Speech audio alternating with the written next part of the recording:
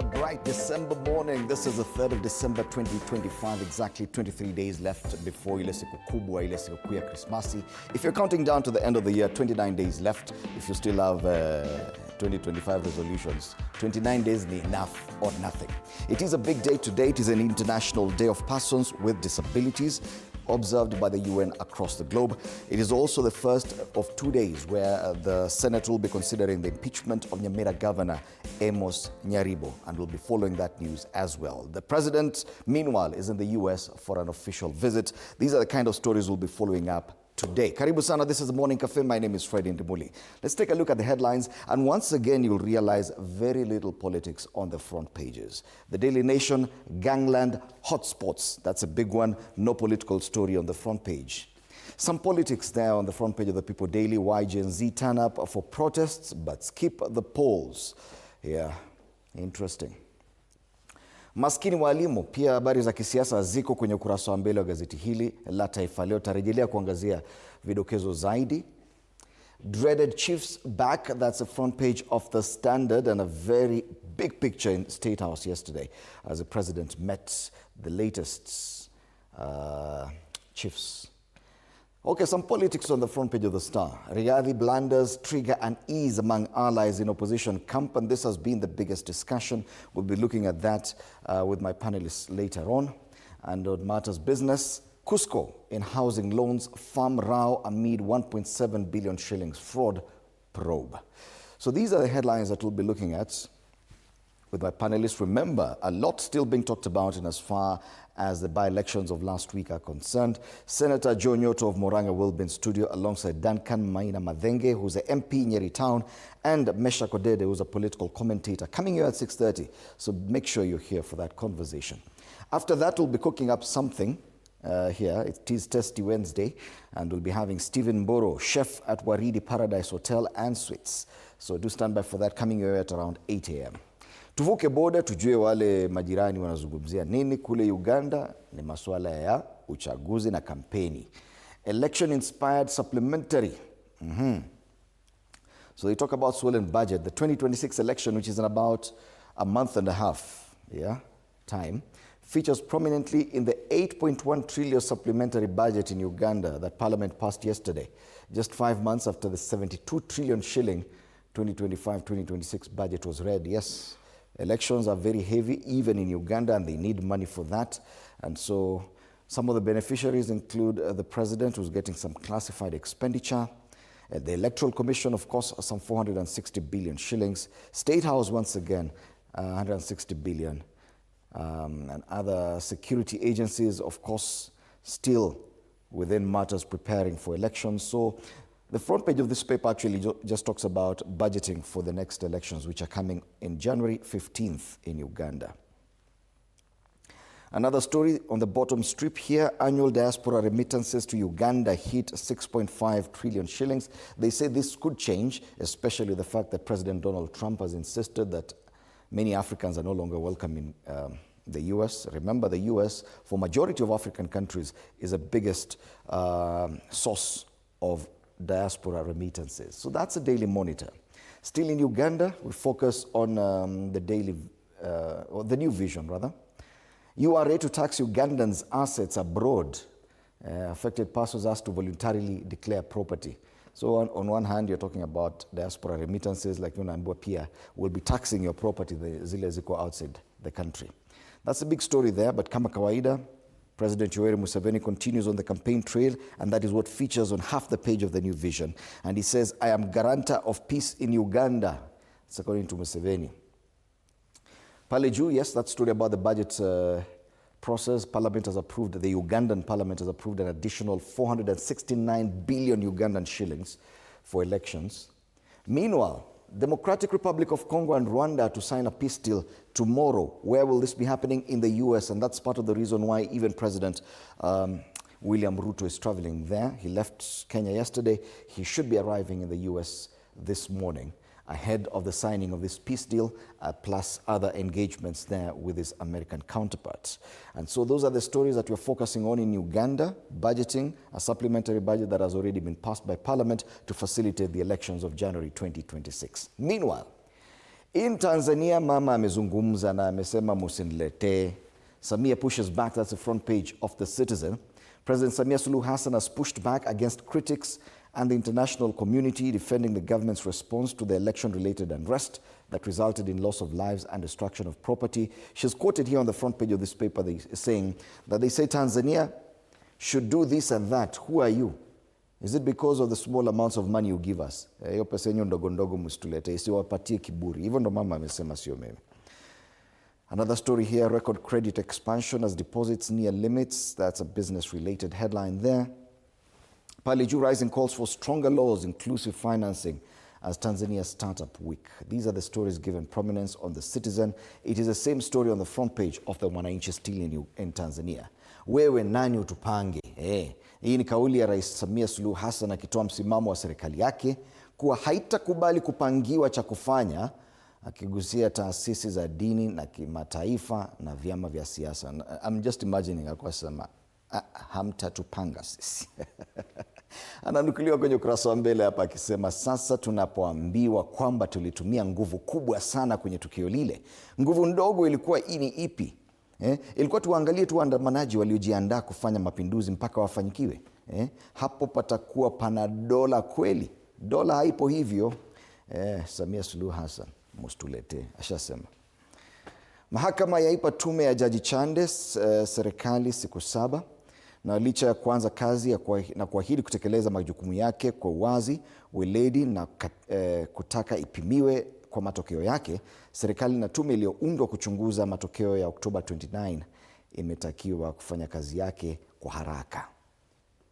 Mange Kimambi apewa kesi ya uhujumu uchumi Tanzania. Ni mmoja tu wa Watanzania ambao walikuwa na sauti kubwa sana kwa mitandao ya kijamii akikosoa vile serikali ya Tanzania ilivyowafanyia waandamanaji Oktoba 29. Sasa ana kesi ya kuhujumu uchumi wa Tanzania. Madaktari na wauguzi wamkingia kifua tabibu Tabora pale chini, na pale juu maswali tata, wizi kanisani kwa Gwajima. Lakini nilifikiria makanisa ya Gwajima yalifungwa. Sasa kumbe kuna wizi. Gazeti la Mwananchi, hizi ndizo habari zilizopewa kipaumbele kule Tanzania. Tutarejelea kuangalia magazeti ya hapa nchini kwa kina muda usiokuwa mrefu. Kwa sasa tuangalie hali ya anga. The weather forecast and the weatherman has already predicted that the short rains will come to an end in most parts of the country in the next fortnight or so. Those are 2 weeks. But if you look at most regions, there's really no rainfall to talk about. Let's start off with the eastern part of the country in Machakos. 15 degrees Celsius currently. They say it is a cloudy day with a bit of precipitation here and there. But the issue is, look at the weather.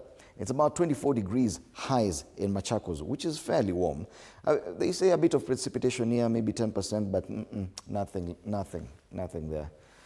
Go down south at the coast, 26 degrees. They say it's also partly cloudy, but here they are not even saying that there'll be any precipitation at all. Highs of 30 degrees. These is expected to continue rising for the rest of the week. Now, from the beginning of this week, we noted that there has been a trend where the temperatures are warming up generally across the country. Now the weatherman says, mvua imeisha, imekatika. So be ready for a dry December, dry January, and possibly a dry February. That will definitely be a hot beginning to 2026. That's Lamu. Embu, let's see if at all it's going to be any different. 16 degrees currently. They say it's mostly cloudy. Highs of 24 degrees. This around the Mount Kenya region. Not so bad. Precipitation, they don't expect anything there. And these temperatures will continue rising into to the weekend.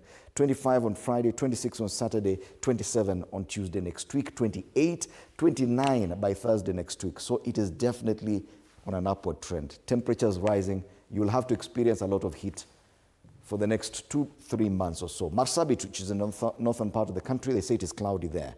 So hapa wanasema they do expect some precipitation. Highs of 27 degrees, but this will also rise. Tomorrow 28, Friday 28, and 28, 29 next week as well. So the trend is the same, jua inaendelea kuwaka. Areas around the Lake Victoria Basin, this is Kisumu. They say it's also mostly cloudy, 19 degrees currently, highs of 31 degrees. But even here, and as far as precipitation is concerned, very little, if any. And the trend continues, rising temperatures into next week. Even the city Same trend. This is Nairobi, which is 15 degrees currently, highs of 26 degrees, which is higher than what we witnessed yesterday. And this will continue rising. Tomorrow we get to 26 and probably 27 the following day. By next week, Thursday, tuna hit 28. Ile jua tulikuwa nasikia around June, July inarudi sasa. So highs of 26, and this will continue. Very little precipitation, if at all, but there could be kidogo around midday pale. Yes. So that's the weather situation. Let's take a look at the traffic. Other trends we've witnessed, with especially with traffic at exactly 10 minutes past the hour.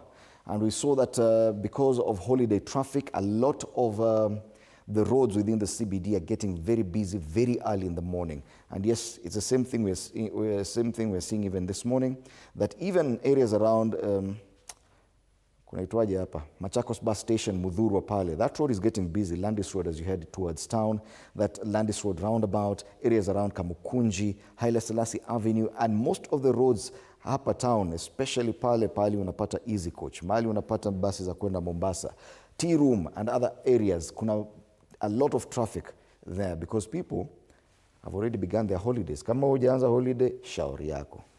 Jogoo Road is getting busy along pale Makadara and areas around Shauri Moyo, heading towards town. Outer Ring Road, nothing out of the ordinary. Pale further na Tasia ni kama kawaida as people get to work wale wenye wanaenda kazini. Outer Ring Road, the rest of the way up to joining Thika Road at Allsops, not bad. But that section between Garden City Mall and Allsops, there's a problem there. You can see this entire stretch of red.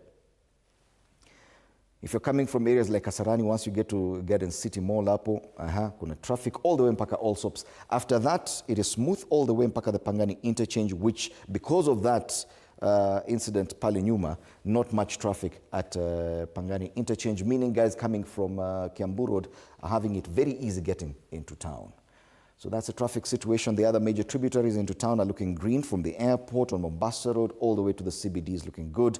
A bit of traffic in sections of Ngong Road, but nothing to worry about. Wayaki Way, Langata Road and the Southern Bypass are all green.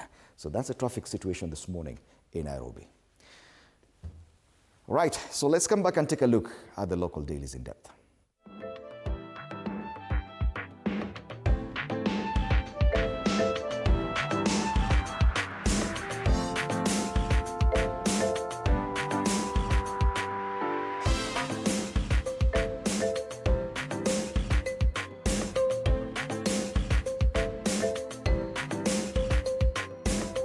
As I informed you earlier, we are struggling to get political headlines. Not that there's no politics to be discussed. There could be.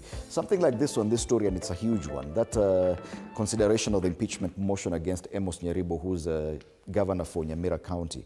That will be happening today and tomorrow before the Senate. So the Senate is going to be very busy. We're going to be having one of the senators here with us just before he heads to the Senate for this one. It is a huge one. I think this is the 7th impeachment motion that the Senate will be considering. And that's a huge one. We'll see if at all they will elect to save him or not.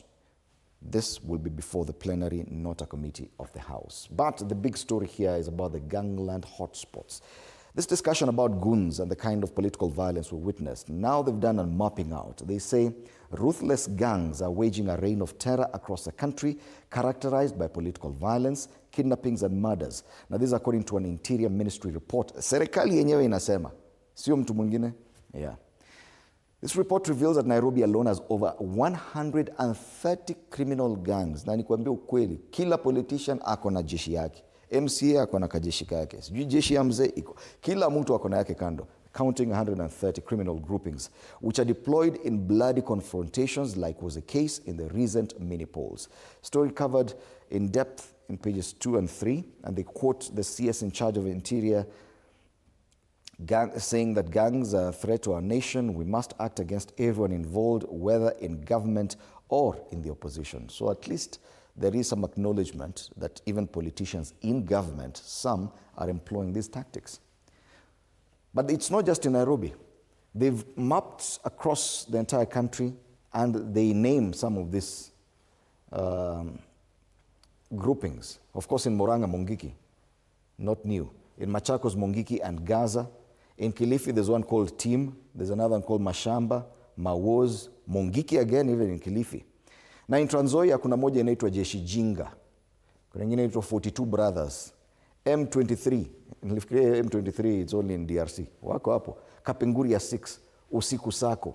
In Bungoma kuna nyingine Jeshi Jinga, just like in Trans Nzoia. 42 Brothers, same thing.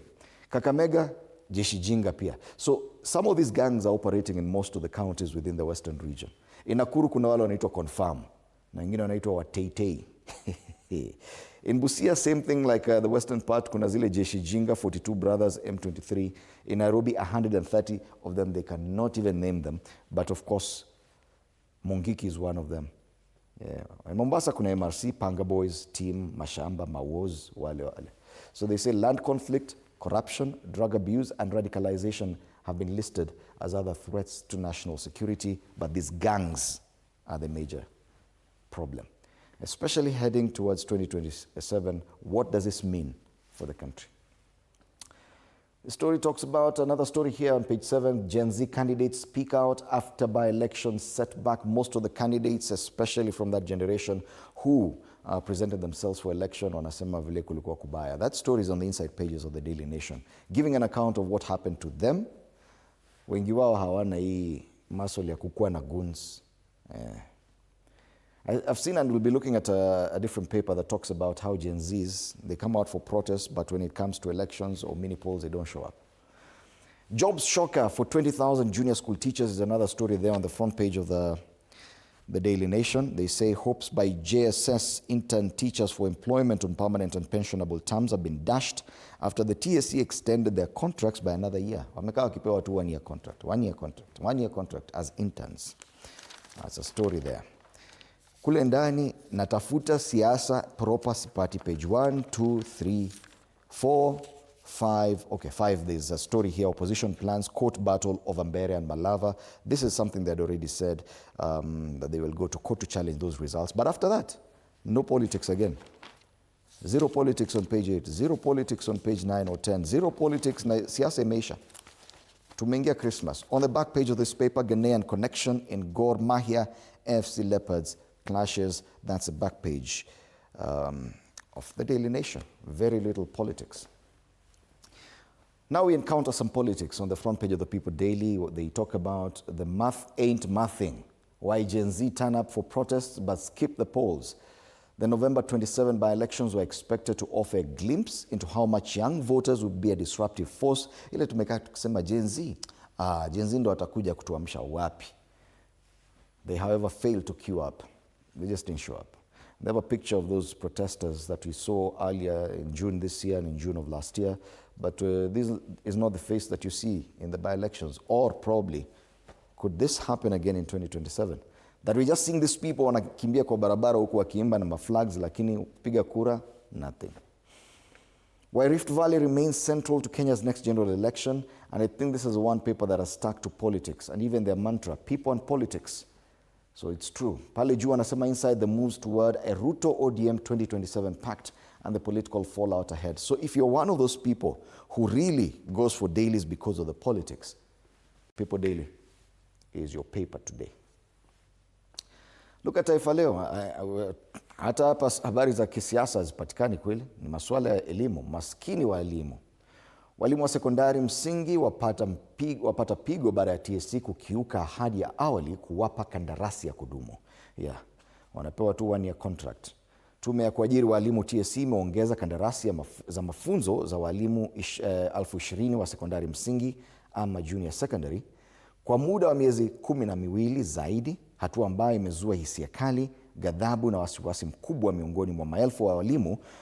Hawa vibarua waliokuwa na matumaini ya kuajiriwa kama walimu wa kudumu na pensheni kuanzia Januari mwaka ujao. Remember, the president has kept on promising that he's going to employ an additional, he says 76,000 teachers were employed in 2025, is adding another 24,000 ndo wafike 100,000. Sasa badala ya kuemployiwa wanapewa tu 1 year contract. They're still interns. Poleni kwao, maskini walimu. Gen Z waliosaka kura wapigwa kumbo, na wanazungumzia walioyapitia kwenye chaguzi ndogo za Novemba 27 wiki iliyopita. Maswali ya madini, jamii sasa zadai haki. Ni jamii zasema wizara ya madini na NEMA zimekuwa zikipuuza uchimbaji haramu. Kinara wa upinzani Cameroon afa, ni habari iliyo kwenye ukurasa wa 8 wa gazeti hili. Pale juu, Nairobi ni bustani ya magenge. Habari ambayo imepewa kipaumbele kwenye gazeti la Daily Nation. Sasa hapa ni baadhi ya vidokezo. Sema ripoti ya fichua yanavyohusika na vurugu za kisiasa na wizi wa ardhi. Kumbuka kwamba wanatumika hawa watu, magenge haya akikuja yaingie kwenye shamba lako, hata ukiwa na title deed, hiyo imeenda. Arsenal na Chelsea kufukuzana, zitarejea viwanjani leo usiku zikilenga ushindi wa pointi 3. Ni habari ya spoti kwenye kurasa wa mbele wa Taifa Leo. We're still trying to farm for more political headlines, but the Standard is not giving us any. They instead go for this one, dreaded Chiefs back. And they talk about what was the provincial administration and the position of chiefs that have existed for a while, but which ideally the new constitution should have gotten rid of. So President Ruto has resurrected the long-feared imperial chief, arming administrators, handing them fresh battalions of officers, and restoring a command structure Kenyans thought they abolished years ago. What State House hails as empowerment is being read on the ground as a return of village enforcers whose past brutality is etched in national memory. Because nakwambia ukisikia stories za machifu wa kitambo, ulikuwa hata ukikasirikia bibi hivi anakuripoti kwa chifu, utakipata. Kuna machifu hata walikuwa na viboko wanatandika watu. Anakuambia lala chini, anakupiga viboko. So the criticism here is that the president appears to have now gone back to that. Remember that he's not the only one. His predecessor, President Uhuru Kenyatta, is the one who's said to have returned the provincial administration. People like DCCs now, county commanders and all this. Now the chiefs are back with an expanded security mandate. Chiefs now will work with new NGAP police unit to tackle alcohol and drug abuse. In Noma, fire see fire. They'll support crime prevention and help enforce national security measures at the grassroots. This definitely could attract some challenges in court, given the fact that many people argue that it creates a parallel administration away from the devolved system of government that was prescribed by the Constitution. So we continue farming for political stories. Page 1, no politics. Page 2, no politics. Page 3, there's a story about a mother who has turned to DNA test to trace her former KDF son, lost for 19 years. Nothing about politics. Page 4, the story about the chiefs. Page 5, about rising abuse of women, children. No politics yet. Page 6, they talk about the impeachment of the Nyamira governor, Amos Nyaribo. That's the first instance of politics we are seeing even in the Standard. And in neighboring Homa Bay, they talk about how the deputy governor is now demanding that the governor reopens his office. Alifungiwa ofisi. Hiyo ndio siasa tumeona. Hata ukifika page 8, no politics. In fact, the Standard appears to have moved and changed tack completely. No politics. On the back page, matters English Premier League, survival for the fittest with big games at top and bottom of EPL. Some matches were played yesterday. Niliona Man City wametandika watu mabao 5 jana. Lakini sasa leo, Arsenal will be facing Brentford, Brighton versus Aston Villa, Burnley will be hosting Crystal Palace, Wolves will be playing at home against Nottingham, Leeds will play against Chelsea, and Liverpool will face Sunderland. Most games have late kickoffs in as far as the East African time is concerned. That's the Standard. Very little politics. At least some politics on the front page of the Star. Rigathi blunders trigger unease among allies in opposition camp. One of the things is what he said on Sunday, that they apparently have a deal with the Wiper Party to zone off the major seats in Nairobi, governor's seat, senator's seat, woman representative, and even seats in the county assembly. Most of them, according to Rigathi Gachagua, would be going to the DCP party. Imeleta joto kweli. Watu wamekosana na wamesema hapana, huyu sasa ni kama analeta shida. So public outbursts, perceived ethnic cleaning, and escalating rivalry with former Interior CS Matiang'i have ignited tensions. This story is on the spread, pages 4 and 5. The Star has also shared with us pictures of the newly elected members of Parliament and even the Senate who took oath of office yesterday. Na pale akuna ule jamaa wa Mbeere North, rais anasema ule jamaa anaitwa wa Muthende, fire si fire. Rais Ruto hapo smiling moja kubwa sana. And you have pictures of the others. Yeah. So we have Mbeere North MP Leo wa Muthende at State House yesterday. Newly elected Baringo Senator Vincent Chemitei, Ugunja MP Moses Omondi, Banisa MP Ahmed Hassan, Kasipul MP Boyd Were, and Malava MP David Ndakwa, who were sworn in at Parliament buildings yesterday. Big story there. The only other story given prominence on the front page of the Star, African scientists turn to edible insects to boost food security. Tukule wadudu sasa. Mesikia hata hakuna mvua hii December na January na February. Tukule wadudu sasa. Edible insect research is gaining momentum across Africa as scientists explore sustainable ways to boost food and nutrition security. Where I come from, this is very normal. Yeah. Tunakula wadudu na tunapata nguvu. This is a Star. And on this paper is where they talk about the forecast, the weather forecast. On page 3. Wacha niwasomee na unafikiria mimi huwa naambia tu vitu haziko. So Kenya is headed for a hot and dry stretch between now and February. This is according to the weatherman. December is usually the tail end of the October-December rains, but this acting director of the Met Department, Edward Muriuki, says November was unusually dry, and any remaining rains will stop between this week and the 4th week of December. After that, utakuwa unatafuta hivi drop ya tone la mvua unashanga. So it's a dry December, dry January, and heading into February. That's according to the weatherman, and that's a big story there. All right, that's a Star. Fresh, independent, different. If you have 60 shillings, you can grab yourself a copy of that paper. Let's take a look at Business Daily. Cusco, that's the umbrella body that covers all SACCOs. In housing loans firm Rao, amid 1.7 billion shilling fraud probe, at the center of the dispute is 70% stake in the subsidiary. So wanasema dispute over ownership of a housing subsidiary linked to the Kenya Union of Savings and Credit Cooperatives, Cusco, has prompted a fresh audit into the unit's operations amid concerns of a financial exposure of about 1.6 billion shillings. Remember, Cusco is the one that was in the headlines, juicy, a few months back, about ile fraud. And they were talking about 13 billion shillings. Ni kama zilipotea. Pale chini, former Family Bank boss Monyere wins a 30 million shilling payout. That story is on page 3, I think. On the ticker, state costs up, breach treasury target in Q1. A reprieve for Edman in 2 billion shilling property transfer dispute. And the NSE sheds 202 billion shillings in investor wealth.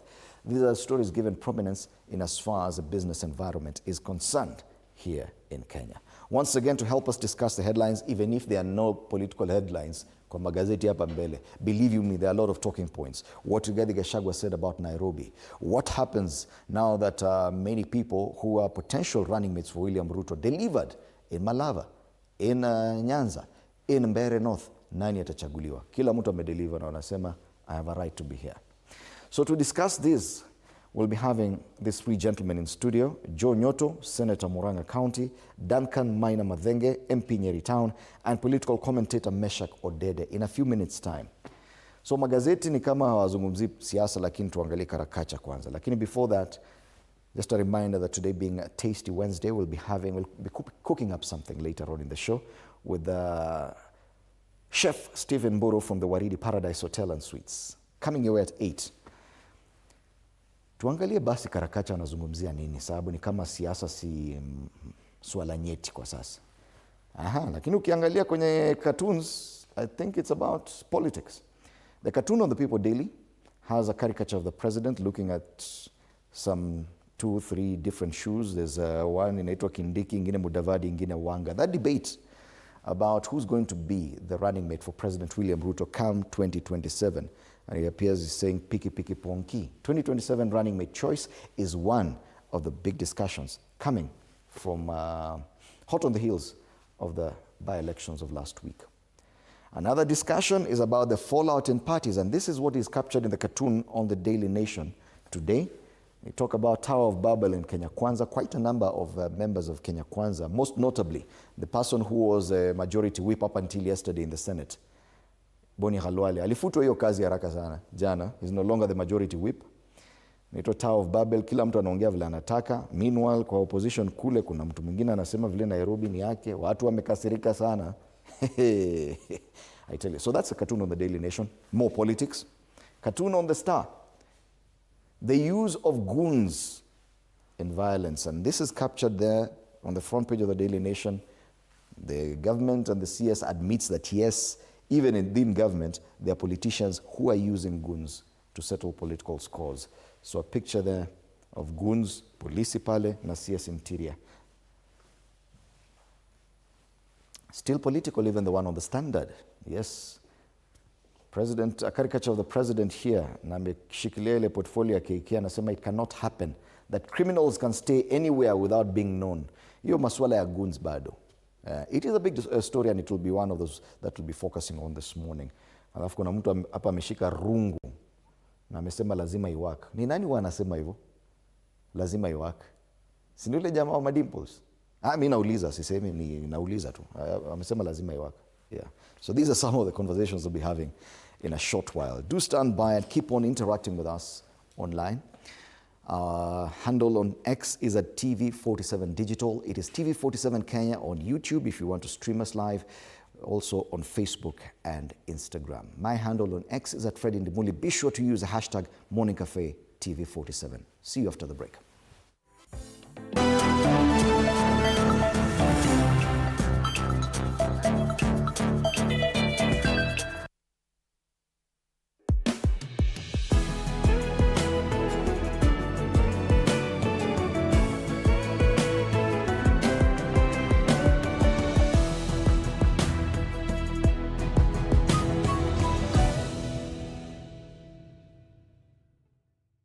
No more excuses. It's time to rise, grind, and own your mornings. Join Coach Shadrach Oma every Monday to Friday from 5:30 to 6 a.m. only on TV47. Full body workouts, zero equipment, maximum results. Start strong, stay strong. TV47 Fitness with Coach Shadrach only on TV47.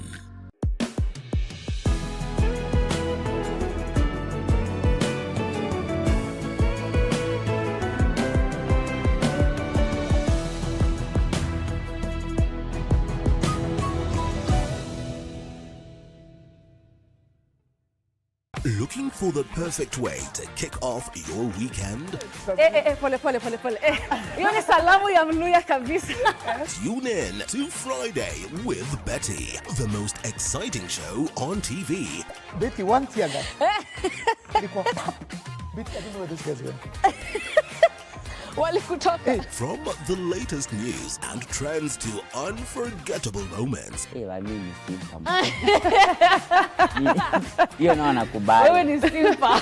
Friday with Betty is your go-to show for a fabulous Friday night. Theological, meteorologist. What is that word, Willis? Tune in this and every Friday at 9 p.m. and let's make your Fridays unforgettable. Only on TV47.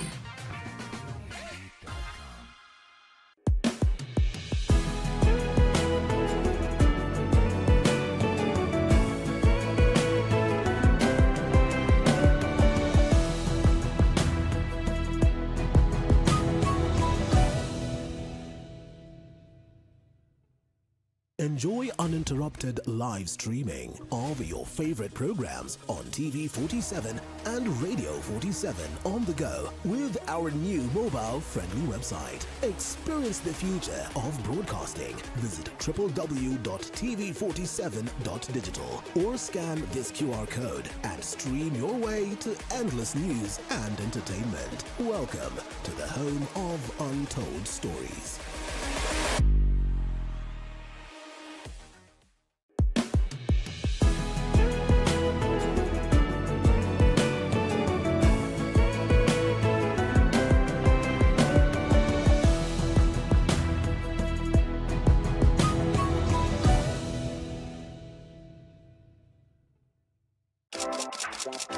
This is Kenya's #1 talk show, Dr. Foreke tonight. My name is the Eagle himself. Dr. Foreke is my name. We are flipping the script, but guess what? Or should I say, guess who is taking over tonight's show? Anyway, furahia umekaa na kasikia.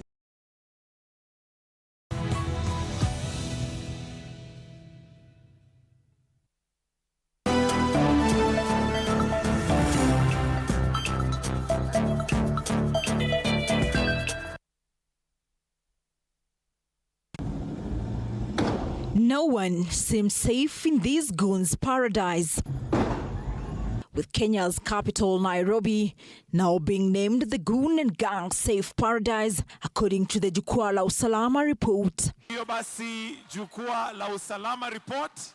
The report, handed over to President William Ruto on Tuesday, has revealed that Nairobi County hosts more than 130 criminal gangs, making the capital the country's largest hub of organized and amorphous criminal groups. We now have the report ready. The report identifies several counties grappling with similar security challenges, including Kakamega County, Busia, Bungoma, Vihiga, Kisii, Homa Bay, Kisumu, Tana River, Trans Nzoia, Mombasa, Murang'a and Machakos, where the proliferation of gangs has increasingly disrupted social and economic stability.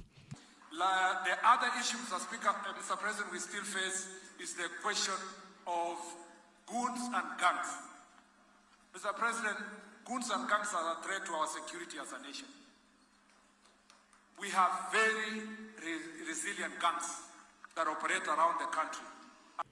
The report identifies notorious gangs such as Jeshi Jinga, Chinkororo, Mungeke, Gaza, 42 Brothers, M23, Kapenguria 6 and Usiku Sako, among dozens of others spread across the western, coastal and Rift Valley regions. And they have very interesting names. Some of them are called Watizedi, Ingine Confirm, Ingine wanaitwa Gaza, Zingine wanasema 42 Brothers, Zingine wanasema Panga Boys, MRC, Mungiki, Sungu, Chinkororo. Mr. President, these groups are a threat to our national security. And the IG has been working on a strategy to make sure that we deal with this issue. Authorities, however, note that intensified intelligence-led operations have weakened some of these groups, with Interior CS Kipchumba Murkomen issuing a strong warning yet again against the proliferation of political goons across the country, declaring that the government will take firm actions against leaders who mobilize young men to unleash violence, disrupt public gatherings and endanger the lives of Kenyans. The President, it is made complicated by politicians who go hire goons for their political gain. In some parts of this country, Mr. President, there is no funeral that happens without goons fighting from one politician to the other, making lives completely difficult for these chiefs and assistant chiefs and the OCSs. The Jukwaa la Usalama report was that although the threat of gang activities is widespread across Kenya, the crisis is most acute in the capital, where groups are increasingly involved in political violence, kidnapping, extortion, and even murder. The report comes in the wake of a surge in cases of hooliganism in different parts of the country, including the recent violent incidents during the just concluded by-elections and Sunday's incident at PCA Kariobangi, where goons from different factions descended into chaos outside the church compound, prompting police to fire in the air and lob tear gas to restore order. Incidences which have left many worried if Kenya is turning into a gang and goon state. Samira Mohammed for TV 47, Nairobi. All right. Slightly more than 19 months to the next election. This is what is facing Kenya right now: the rise in number of gangs and the use of violence across board, both politically and to settle even business cause. It is that what features on the front page of the Daily Nation. Gangland hotspots in Nairobi alone, over 130 different groups of gangs. And the report also says that there's a very unique link between the gangs and politicians. This is where we start our discussion this morning. Allow me to welcome Meshach Odede, political commentator, into this conversation. Meshach, it is nothing new that we've seen this kind of violence or the existence of such groupings. And this has happened over years, back from the days of Jeshi la Mzee and Chinkororo and the rest. Are you shocked that politicians, even in 2025, still resort to this kind of method to settle political scores? Thank you, Fred. I probably would not be shocked because there's a trend coming into our politics. You know, much as we are happy, and for sure everybody should be happy that our politics keeps growing compared to probably, we usually look around the countries that are bordering our nation, and we actually think, and it is true, that we are more advanced and our politics is improving every day. But with those changes also comes some negative things. And we can see we are not too old. I am not too old, but in the days when I was young, you could see even the caliber of parliamentarians that were being elected. I mean, Fred, anybody else watching us can tell, especially if you are in the ages of 40s, you would know that even the electorates were really keen on who they vote to parliament. Mm-hmm. Parliamentarians were not just anybody. But we can see the trend now. Parliamentarians and anybody is just the same, because it is in this era that we now even think people who represent us in parliament doesn't have to have anything in terms of qualification, in terms of ethics. We just want anybody as long as they give us what we need at that particular time. And that trend has also come to play into the topic you're talking about the gangs. Because in those days, there was very little in terms of organized gangs. Mm-hmm. Yes, people could have supporters. Politicians may have had supporters, and their supporters once in a while could clash with the supporters of the other people. Mm-hmm. But they were not really organized gangs, where now a gang has been organized, or people have organized themselves as a gang, and then they are approaching you as a politician that we want to be your people. Mm-hmm. And you are actually accepting and saying, this is an asset to my campaign, or this is an asset to my leadership, because now that I've been elected, nobody should actually fight me in any way. If they try, they will know I have. While you also have government security and the police is in this country, you also have your side government, quote unquote. And I think it is a worrying trend, if you ask me, because going forward, and especially at a time like this, and we are facing an election, it is not the best time to encourage gangs, mm-hmm. because they can actually get there and take over that election. Yes. We saw the by-election just the other day, and we saw how, for example, we talked about this, the Member of Parliament for Homa Bay Town, his security is supposed to be a police officer within the law. And if the police officer can be attacked and the gun can be taken, while people are all over, I mean, mchana in the daylight, and it's not like it's a battle zone or anything, then it tells you what will happen. And that was a by-election which in the entire Homa Bay, it's the only place. Mm-hmm. So I am imagining if it is a general election and every ward have got election going on.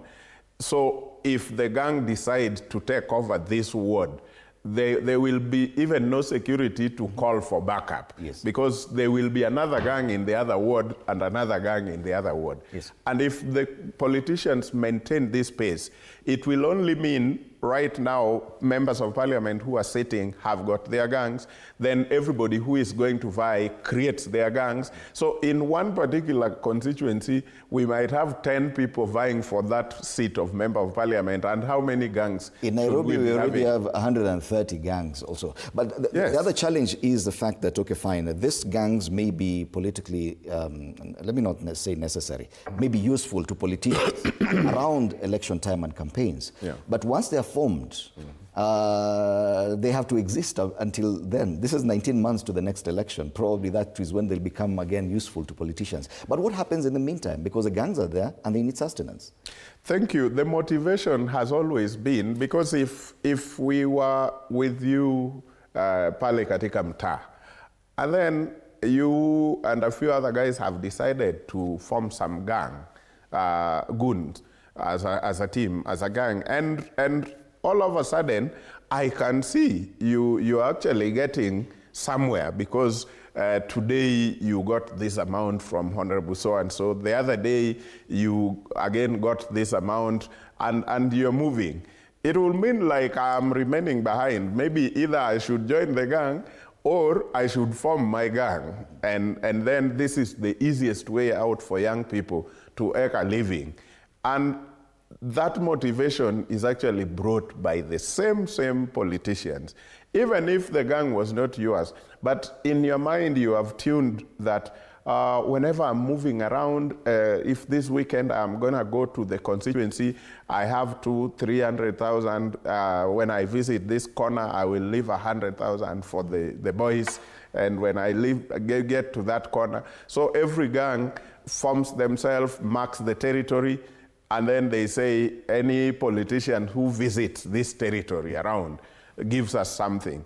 Then to the other young people who thought this is not a good idea, will with time start thinking this is a good idea. Like there's a proverb that says, when you sit near the pot boiling, even if you didn't have an idea, very soon the idea will come that you should actually taste the yam and feel. So very soon you will start telling us how the yam tastes, although you are not the one cooking, but sitting around the pot will give you that idea. Yes. So many young people have actually joined this gang because they see the other ones seems to be thriving, although it is not the way people should be thriving. Interestingly, this report is compiled by the Interior Ministry. So it is a government talking about this. The police are aware of this, but you heard what the president said this week, will not allow this, and even issuing a directive to the IG of police. Yeah. There seems to have been a very interesting kind of relationship between the state agencies and instruments of security and the existence of these gangs. The fact that there's such proliferation, 130 gangs in Nairobi, where have the police been all this time? Do they have to wait for a presidential directive for them to act? Actually, they shouldn't even be. The presidential directives right now, because in the Constitution, we know the police is independent. So even the word directive from the president should not even appear. But if the presidential advisory comes, it should come as a policy advisory, and it should be in writing. So the things that sometimes the president will say here and there can be taken, yes, but if we have to put a lot of power in it, they should actually come in writing through the ministry. Now, the most difficult thing is these people exist within our communities. And our communities have also accepted them on all grounds. So it gives police a very difficult time to deal with the gang, because some of these gangs, when they know they have crossed the line too much, they take the shield in these communities. It's just like the terrorism world works. When they know they are being hunted, they come and merge with the community, and the people hunting them knows it is not easy to actually uproot them and leave the community safe. You will have to hurt one or two people in the community. And you know the way Kenya right now, among the places we say we have grown past our neighboring countries are on matters human rights and all that. And so the police remains here, and they don't know whether to use this firearms or the force, and they are not sure at what point. And in this country, again, with the technology and internet, everything is on camera. So you try to do the right thing as a police, the next minute you are the one trending, and human rights bodies are all over. And so the story is not about the gang anymore. The story is about how police are terrorizing the community. Could it also be an issue, the fact that most of these gangs operate with the blessing of some politicians? Because even according to the minister, the CS in charge of Interior, he said that he is aware even some politicians within government have these gangs. If at all it is a politician within government, yes, and whose blessing the gang operates, how will the police deal with that? Fred, I know, anyway, in the next few minutes, we will have sitting members of parliament and we will ask, because ideally, it is difficult to operate right now in this country, in the political space, without your quote-unquote gangs, because your opponents have them, and you are relying on police. And police sometimes is not giving you the service as you would have wanted it. So you have to create, you have to innovate. And so right now, if you count 1, 2, 3, up to 10 politicians, you may only have 1 or 2 that completely don't have their gang. And sometimes it is not them creating. It is sometimes the gang creating themselves and coming to you to force you that they are your people. Mheshimiwa, sisi, we are your people. And sometimes they beat people in your name, even without your presence, without your, none of them ask you. And this used to happen, may God rest his soul in peace, Baba. Baba used to have people who could claim him by force. And it is not him sending anybody or asking, giving directives to anybody. Some people just say, you can't talk to Baba like that. We are coming for you. And they will definitely come for you. And to be honest and for sure, Baba didn't send anyone to come for you. And now they are also doing this even with MCAs. They are doing this with members of parliament. They are doing this with senators and everybody in government. So you count up to 10, you can only find 1 or 2 who do not have a gang like that. Okay. One of the members of parliament on our panel this morning is Duncan Maina Madenge, MP Nyeri Town. Good morning, karibu sana. We're discussing what's there on the front page of the Daily Nation, gangland hotspots, and this is a report by the Ministry of Interior talking about the number of gangs that currently exist, who are part of the violence that witnessed during the by-elections they attributed to them. But the curious thing is the connection between the politicians and these gangs, that most of them work under the blessing of different politicians, and it is said, according to some, admittedly, that each politician, out of necessity probably, finds use in having a gang under his name. Do you agree that politicians are to blame for this proliferation of gangs? To some extent, yes. The existence of gangs is not news. Back in 2022, as I campaigned in Nyeri Town, and throughout the final tenure of retired President Uhuru Muigai Kenyatta, there was a gang that was deployed openly in Nyeri by the then sitting member of parliament. It harassed CS Mwangi Kiujuri when he was commissioning a water project. It would harass every other politician, including the women rep Nyeri when she had a women empowerment program, apparently because they were politicking when it was supposed to be time to work. So you are commissioning a community water project and you are told that you are politicking.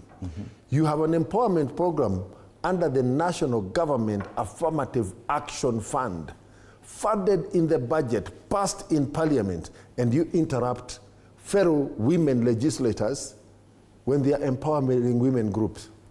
I was elected on a platform of restoring peace and sanity in Nyeri Town. And largely, I have succeeded. And the only time in Nyeri Town where that aspect of Goonism resurfaced is when the former deputy president decided to pick the guy I dethroned and gave him a job in his office.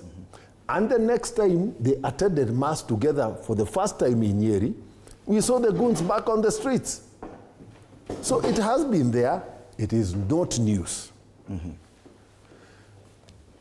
However, it is a question of dealing with these gangs. At that time, in Nyeri, beyond that existence of that gang, was the proliferation of drug trades. Again, associated with the members of the gang who would conglomerate around the same politician. And it is time this was dealt with. But how do you deal with it? Because it is said that probably someone like you, because of the existence of other gangs, you find it useful to have your own, protection. Why didn't I find it necessary in 2022 to form my own gang? I defeated a person who was sitting and had a gang, known, openly operating. How did I beat him? I did not form a gang. I went to the members of the public and told them, we will loot out this gang.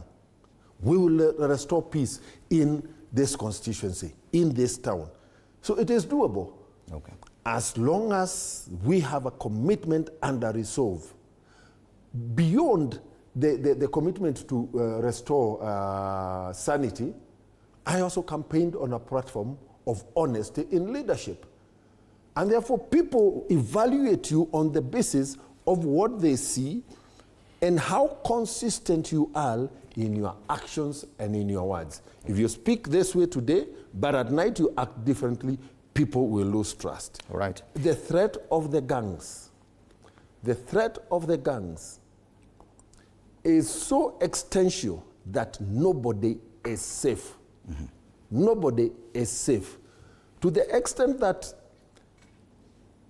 the incident in Kariobangi last Sunday, the emerging evidence was that actually the confrontation outside the church that culminated in the intervention and the throwing of tear gas was actually as a result of internal competition between two candidates, all associated to the united opposition, fighting to become two Kikuyu candidates, fighting to become governor of Nairobi. Right. Yet they are in the same formation. We'll come to that discussion later. But for now, allow me to welcome Senator Joe Nyoto into this conversation. Senator from Murang'a. Karibu sana, Senator.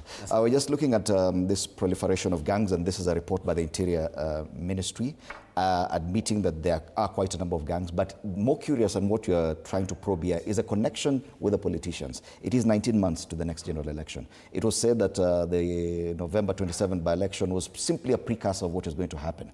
So the kind of violence witnessed last week across the country, it's not just in one region. Should we expect the same in 2027? And are politicians directly to blame for this? Thank you, Fred. And it's true that goons have always been there, and these gangs have been there for quite some time. But we must all agree that in the last, basically 1 year, the activity of these gangs and goons have largely heightened. And the problem, in my view, is that some of the goons have the support of government. In fact, the most dangerous goons have the support of government. And why do I say that? I say that because we have seen, we saw this year when Gen Zs wanted to do a commemoration of the protests that they did last year. And we saw goons walking side by side in Nairobi. And everybody saw that. And they actually, some of them were seen boasting and assuring Sakaja to Melinda Gigi. And these were goons that everybody saw them, who were enjoying the protection of the police. These are goons. And why I say government is largely involved in this new or in this heightened activity of these gangs is, of course, you see, when the second deputy president, Gachagua, again was coming from America, I mean, out of no provocation, and not even a provocation, there were some goons having boulders, stones, on top of the footbridge, somewhere around the eastern bypass. And they were just dropping those, huge stones on cars as we were moving from the airport. That is something that was seen. And there was a helicopter, there was a chopper, coordinating and, making sure, seeing to it that the guns were protected. And it was making the rounds. And these are not things that I'm creating here. These are things that were widely reported. I mean, the Deputy President, Rigathi Gachagua, was attacked in Limuru by goons. There was no police intervention whatsoever. Then later, he was attacked again in a ceremony I was in Mweki PCEA, inside the church. Again, no police intervention or protection. So when I don't want to dwell on what my friend and lookalike DM said, because I was a bit late, but when he says that it was a competition, whatever happened on Sunday at Kariobangi North was a competition between two DCP gubernatorial aspirants. I thought that that's a big joke because, I mean, there were no goons inside the church. I mean, the police lobbed tear gas canisters into the church. I mean, it's all about the police. It's all about, allow me just a second, it's all about the protection that these goons are enjoying. Yes. In Berry North, where I was, because I know this will take now that route of it's us against them. My concern is that this exists and the connection between the police and the goons, you've all explained it. The concern is we are 19 months to the next election. Yes. If this persists, what does it portend for this country? And are the directives given by the president this week on the same and the CS Interior enough to counter this? Because now it's just an exchange. As long as they do it, we will do it and we'll continue with that. So it doesn't matter which side of the political divide you come from. Yes, it's a very sad situation that we find ourselves in. That we can have goons, interfering even with the important, serious things and processes like elections. And that we can see even, government ministers, walking side by side or enjoying the protection or encouraging goons. And that is what exactly CS Roko did in a polling station called Gitifori in Mbere North, walked in with goons and some plainclothes police officers, and of course ordered every other person out of the polling station. That is the situation we find ourselves in. But you say that the president, and I saw him and Murkomen, of course, pretending that they are against these goons. But I can tell you, I think I would have expected Murkomen, being the CS Interior, to be reporting to us, we have arrested this number of goons who perpetrated this particular violence somewhere. But to tell us that we are not going to allow these, had they allowed it before? I mean, if people have committed crimes, if people have broken the law, the CS Interior should be telling us how many lawbreakers, how many goons were arrested, even on Sunday in Kariobangi, how many were arrested? Not to tell us, including the president, to tell us that we are not going to allow this. Had it been allowed before, so that now it becomes a matter, it becomes something that is disallowed beginning Monday this week, that it was allowed, before Monday this week. How many have been arrested? Has there been any police intervention? I mean, This is what we would have expected, because it will be very sad as we go for elections. It then would mean that if this persists, only those that will be able to afford, hire goons will win the elections in quotes. Okay. Let's hold it there and take a break. And when we come back, Madenge, I'll give you an opportunity to respond to that. I'm sure you want to respond on that. Let's take a short break. We were just considering the big headline on the front page of the Daily Nation, the proliferation of goons linked to politicians. This is a report by the Interior Ministry. We'll be right back after this.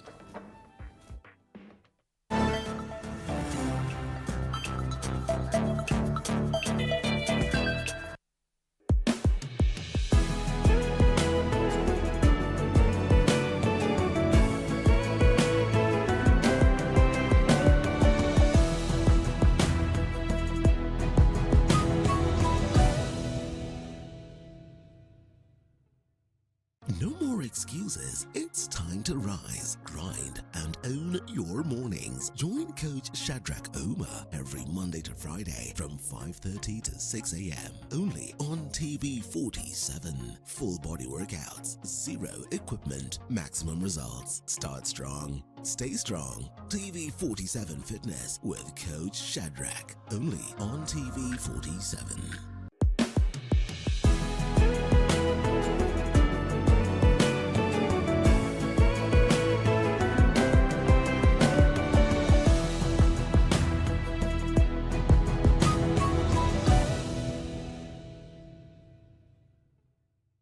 Looking for the perfect way to kick off your weekend? Pole.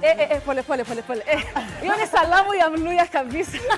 Tune in to Friday with Betty, the most exciting show on TV. Betty, one tear gas. Betty, I don't know where this guy's going. Walikutoka. From the latest news and trends to unforgettable moments. Mimi si simpa. Hiyo nao nakubali. Wewe ni simpa. Friday with Betty is your go-to show for a fabulous Friday night. Theological, meteorologist.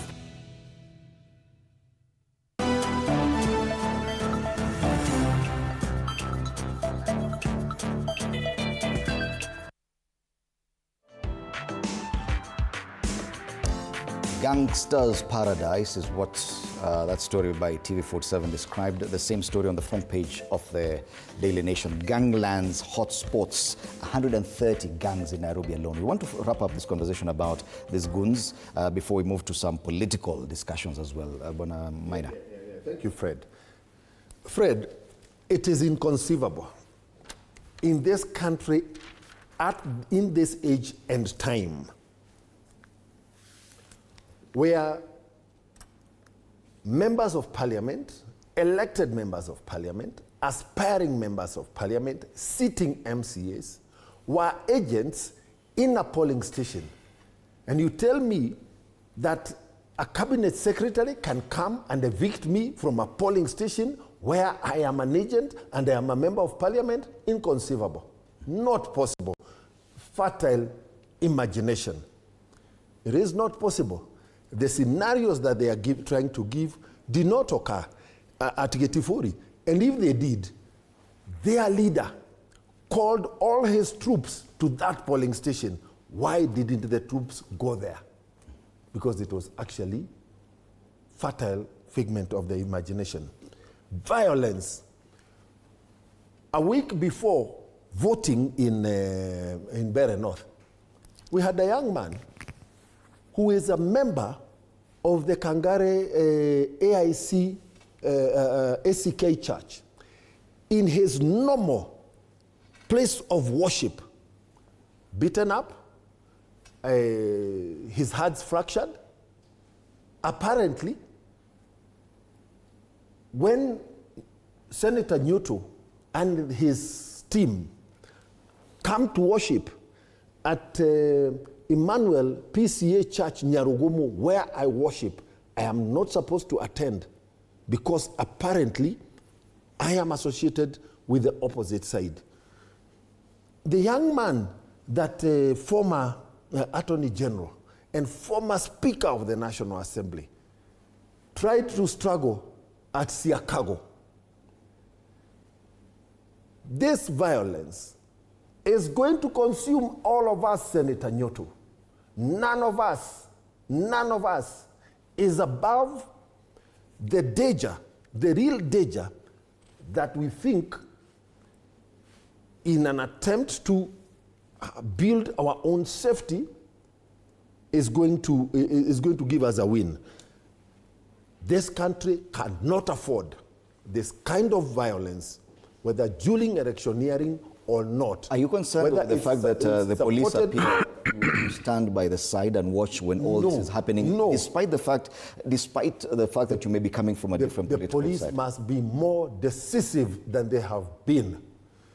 Not in waiting for the combatants to engage, in stopping the combatants meters away before they come to engage. Why do you think they failed to do so far? And that explains why the president has become concerned that Yes, the police is supposed to be independent, but then within this independence, the kind of action that is desirable does not seem to be happening. I am adding my voice as the leader of this country and telling the police, you have to be more decisive in dealing with these gangs. The other thing is that these gangs, how did the names come out and the numbers? Because the community knows them. It is also important that the community makes up, as a community, we have to make up our minds. We want to deal with this menace or not. If we do not deal with it, none of us, whether you are in government or in the opposition, none of us is safe. Right. 19 months to elections. Fred, I think two things are very important to note at this point in time. Yes, I agree with Honorable Maina that not anyone is safe, because when gangs decide I was around when the election of 2022, and even before that, anytime in Nairobi, for example, anytime you hear that there is a political figure or political figures coming around your estate, you know it is going to be messy. Sometimes people have to close their businesses just because a politician is coming to visit. And this is not what it should be. People should be happy that we are going to listen to Honorable so-and-so to tell us the policy issues, the things they are planning to do, and how they plan to make better this country. But right now in Nairobi, if you hear that the governor is supposed to visit and open this road, all the shops around that road should be closed. Everything just stands still because of the fear of the gang. Yes, they would have loved to see the governor, they would have loved to see members of parliament and every other political figure, but fear, because they are protected, but immediately their vehicles leave. The kind of mess that is happening behind them is not something anybody desires. But where did we miss the point? I personally think I was here in Nairobi and I saw the Nairobi business community in many other days before, and it was encouraged. And the Nairobi business community did exactly what... Encouraged by who? Politicians? It was encouraged by the government then, or people who were in power then. And it gave birth to the idea of the goons we saw telling Sakaja now. That time it was Sonko who was the governor, remember, during the Nairobi business community period. And people who were in power then thought it was a very innovative idea, and it was okay. Then come Governor Sonko at that time even telling the country that we even used to buy cars and go and burn. You remember those sentiments? It was okay. It was making sense. It was an innovative idea. And that idea gave birth to the goons we saw in the city telling Sakaja, tumelinda jiji, we are okay. So it's only that we forget quickly and we pick this one and forget about the other one, which actually the original idea that gave birth to this. Because these young people saw the other one succeeded very well and was working hand in hand with the police in the name of we are protecting our businesses. Then they said, now that there is another round 2 of maandamano and things like this, we can now do that and succeed. And they did, and we saw again. And now we don't know what other ideas this has given birth to as we face 2027. All right. Indeed, it is a worrying trend, and it's been captured very aptly in this report by the Interior Ministry. The fact that in Nairobi alone, there are over 130 gangs, including Mungiki, which is also present in Murang'a, Machakos, and other areas. In Western Kenya, places like Bungoma, Trans Nzoia, Kakamega, Jeshi Jinga, 42 Brothers, M23 Kapenguria. It is something that is so prevalent across all regions of this country, and the concern is 19 months to the election, general election. Is this what we anticipate? Fred, just in 30 seconds, going forward, I think the police is also not innocent. This is the reason why I would say the police is not innocent. They are not part of the gang, yes, but our police should act on intelligence. Where is intelligence in this country? Because intelligence is not about intelligence does not work as CCTV cameras. Our police work as CCTV cameras, which will tell you Meshach came into this studio and took this cap. But now, following where Meshach has gone to, the cap is gone. We need an intelligence that tells there is a gang coming up. And if possible, use all means to even infiltrate those gangs, get the information in hand, get to know that in Bere, they are planning to come at this time, they are planning to do this, they are planning to attack so-and-so, and so-and-so, and apprehend them before they even get there. Intelligence is lacking and missing in our police action. Indeed, and many admit that that is just one of the byproducts of the by-elections of last week. The fact that violence was prevalent, and it would appear, as Meshach said, it works for some politicians, and so if a method works, why fix it? So probably in 2027, we could witness a lot more sad state of affairs there. Still, considering the aftermath of the by-elections, and this is captured on the front page of the Star today, some statements made by the former deputy president that is now causing problems, not just within the united opposition, but the entire political formation, especially in Nairobi. Rigathi blunders trigger unease among allies in opposition camp. One of the things the former deputy president is being criticized on is the sentiments about a possible agreement behind the scenes on how to zone some of the elective positions in Nairobi, governor's seat, senator's seat, including woman representative, and even the county assembly, between two parties. And question is, Senator, do you think that he is being misread in some of the sentiments? But before you even do that, let's watch one of the stories we've done with regard to this as we prepare for this debate. It is the remarks by former Deputy President Rigathi Gachagua on the 2027 election in Nairobi that have rattled the Orange Party. ODM, while in Nairobi, dismissing claims that Nairobi is a Kikuyu stronghold, firmly in the grip of his DCP party. Ukitaka kuishi Kanairo, usiwahi leta kujua umetoka wapi. Maana sisi tunaishi ndugu na dada, na wakati tunasaidiana haijalishi kwenu ni wapi. Nataka kuambia Gachagua awache ukabila. Awache ukabila. Sisi tunataka hapa Nairobi tukae na amani na tuheshimiane. Nairobi ni ya Wakenya. Na Nairobi itachagua watu katika chama cha kitaifa. On Sunday, Gachagua claimed to have had an agreement with the members of the united opposition to leave the Nairobi lineup for his DCP party. Gachagua claiming that his party will field candidates in the positions of governor, senator and woman representative, as well as majority of MPs position. The remarks came after the new party won the Kariobangi MCA's seat in the last week's by-election. Hapa Nairobi tunataka sasa DCP ivume. Huu ushindi wa Kariobangi North ndio chanzo ya safari ya DCP katika Nairobi. Wiper Party leader Kalonzo Musyoka has, however, dismissed the claims that the two had struck a deal for Wiper to withdraw its candidates from all major Nairobi seats in favor of Gachagua's Democracy for the Citizens Party. Meanwhile, Makadara Member of Parliament George Aladwa has sharply dismissed claims by former CS Moses Kuria that he will serve as his running mate in the 2027 Nairobi gubernatorial race.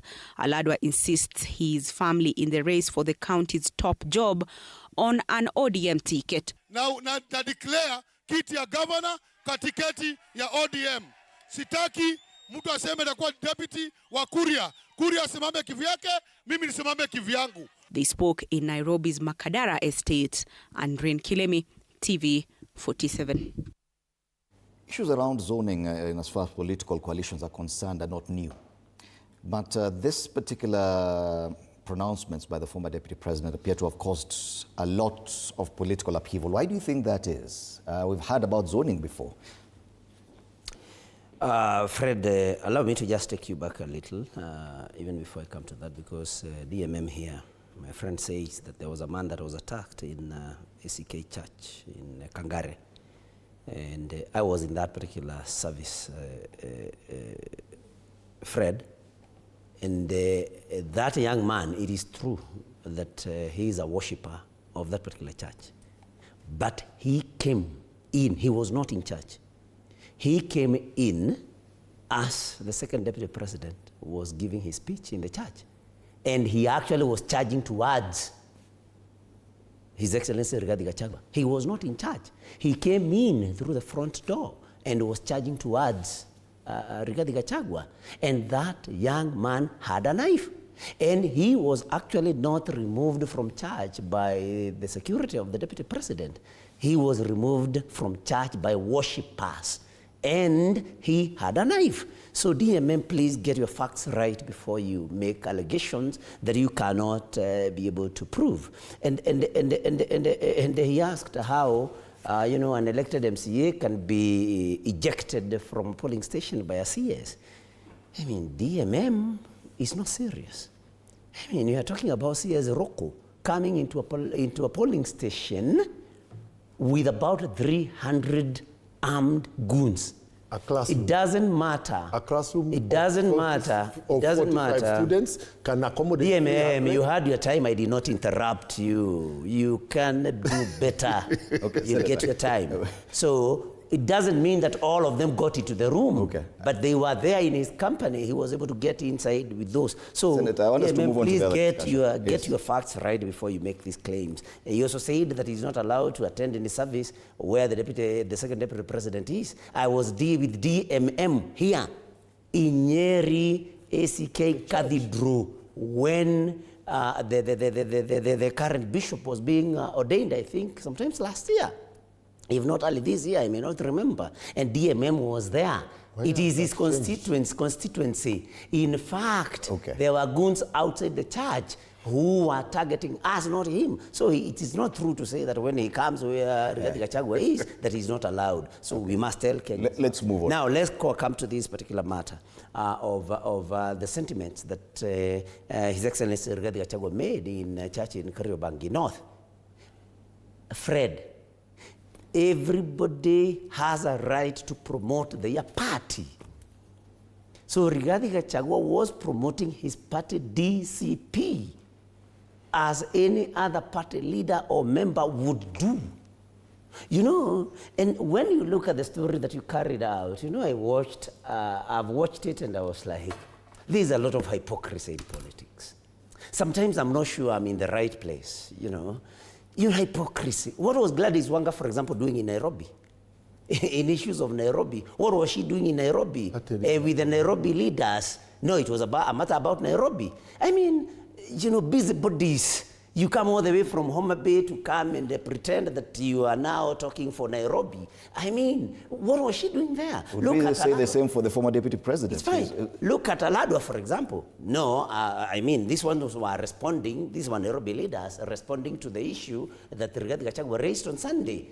And it was about Nairobi, so you understand what they were doing there. I mean, this is not a Nairobi leader. I know she's a chair of ODM, but then, that was not an ODM affair. I have seen Elachi, who is Jubilee. I have seen Karen Nyamu, nominated by UDA. I have seen Aladwa, elected by ODM. It was not an ODM affair. What was Gladys Wanga, apart from being a busybody who wants to be everywhere and commenting and perpetrating hatred against Rigathi Gachagua doing in Nairobi? When you listen to Aladwa, it's a shame. He's saying at Gachagua wacha ukabila. Gachagua did not talk about any particular community. He talked about DCP. They talk about ODM all the time. And we are tired, Fred, that any time someone from the mountain talks about maybe their party or something, it's tribalism. I mean, what is tribal with Rigathi Gachagua saying that DCP will take up seats? He was promoting his party. What is tribal there? I mean, Aladwa, what was he talking about? Other than echoing what he hears Ruto say every day. I mean, it's time that leaders, Fred, started, saying things that are coming from themselves, not things that they hear from somebody else. Because sometimes you make a comment that does not show that you gave any thought to what you are saying. Rigathi Gachagua talked about DCP. Where is tribalism coming in here? I wish I was with Aladwa here so that he could explain to us where tribalism came in there. I mean, so what Rigathi Gachagua was doing, in short, is was promoting his party DCP, which is the party, by the way, that I'm going to run on in 2027. And he has every right as a Kenyan to promote his party. Okay. You cannot be told you are tribalistic just by promoting your party. Issues of tribalism aside. Just allow me, Fred. This is a party, DCP is a party that, you know, against all the campaigns that everybody has been doing, that it's a tribal party. This is a party that has won a seat in Western Kenya. Okay. It is a party that has won a seat in Narok and in Nairobi. Where is tribalism there? What is the basis of that zoning? Because he talked, he said they did the zoning together with Wiper Party, that between the two parties. What was the basis of this zoning between those two parties? I actually don't think he talked about zoning. He said DCP, they have agreed, DCP will take these seats. Then he said that between Wiper and DCP will take these seats. Why don't you ask why UDA and the ODM, why they are saying they are going to work together? Even the president was there. We decided that we were not going to front a candidate against one another. I mean, there was an arrangement between UDA and the ODM. So what is so wrong? Gachagua saying there's an arrangement between DCP and Wiper. There are other parties within the United Opposition, including Jubilee, which is a strong party as well. Well, how come is he just talking about the two parties? What was the basis of just thinking it's Wiper and DCP? And that is, I think, the bone of contention. What I'm saying, Fred, is, and I don't know why it is difficult. I don't know, maybe I'm not putting it well, right. What I'm saying is, parties get into coalitions, you know?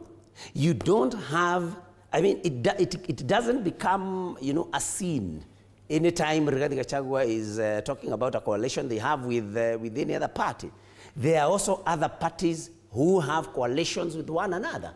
Yes, I understand. We have a united opposition. But, I mean, remember in 2002, Fred?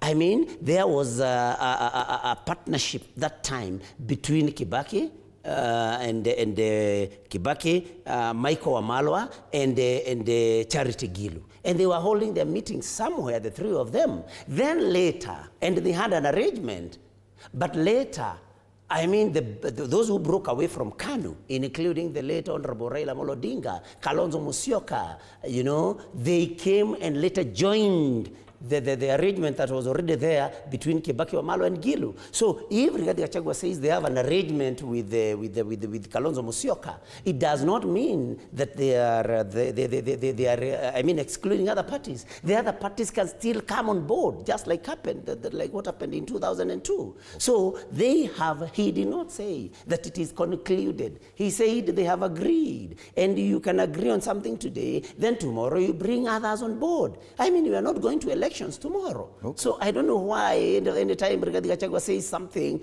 everybody wants to look at the negative side of everything. Okay. He is a Kenyan. He has a right to promote his party. He has a right to enter into a coalition with anybody, and others can join in. Let's hear what Duncan Minor thinks about this. So what is the big deal here? Fred, back in February 2024, I stood in the floor of Parliament. And at that time, I told the then Deputy President that as Nyeri leaders, he should stop intimidating us, he should stop coercing us, he should stop arm twisting us, and allow us to work for the people who elected us as he worked for the people who elected him. That intimidation, that dictatorship, that strong arm tactics and coercion is exactly what the guys in the united opposition are experiencing currently. Zoning is a concept in politics. It does not happen 2 years to elections. It does not happen even before the players in a merger or a coalition have put pen on paper. There is no, other than the intent to forge a united opposition, there is no single document that has been seen.